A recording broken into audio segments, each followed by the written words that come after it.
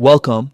In today's video, we're going to walk through how to allow Facebook Web to send notifications on your PC after the new update. If you've noticed that you're no longer getting those little pop-ups from Facebook, don't worry, it's an easy fix and I'll show you exactly how to do it step by step. First, open Facebook Web in your browser. Make sure you're logged into your account and on the home page. Once you're there, turn your attention to the very top of your browser window, where you can see the web address. Just next to that address bar, you'll notice an icon. It might look like a small lock or information symbol, depending on your browser. Click on it to open the View Site Information menu. From there, look for an option that says Settings or Site Settings and click on it. This is where you can manage all the individual website permissions for Facebook, including notifications, camera, and more. Next, scroll down until you find the section labeled Permissions.